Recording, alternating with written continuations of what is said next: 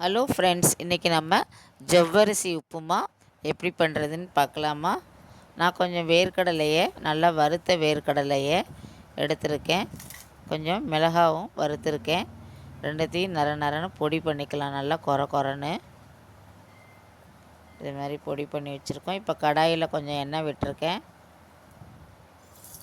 கடுகு, ஜீரகம், பச்சை மிளகாய், இஞ்சி நல்லா இதை வறுத்த உடனே நம்ம வேக வச்சிருந்த சின்ன சின்ன ஸ்கீப்பாக போட்ட உருளைக்கிழங்கு போட்டிருக்கேன்.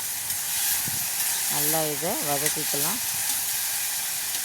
இப்போ ஊற வச்சுருந்த ஜவ்வரிசியை நல்லா வடிகட்டிட்டேன். அதை எடுத்து இதில் போட்டுக்கலாம்.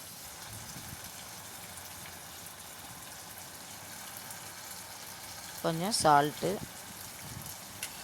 போட்டு நல்லா மிக்ஸ் பண்ணிவிட்டு அந்த ஜவ்வரிசி எடுத்து இப்போ போட்டுக்கலாம்.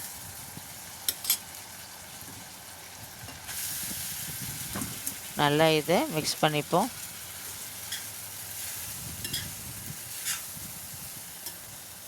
பொடி பண்ணி வச்சுருந்த வேர்க்கடலையை இதை எடுத்து போட்டுக்கலாம்.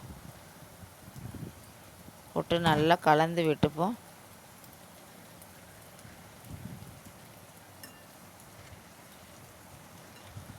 கொஞ்சம் கொத்தமல்லி இலை, கருவேப்பிலை, எலுமிச்சம்பழம் புழிஞ்சிக்கலாம்.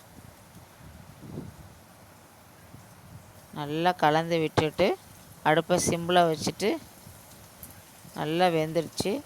சூப்பர் டேஸ்டான ஜவ்வரிசி உப்புமா ரெடி. Thank you friends.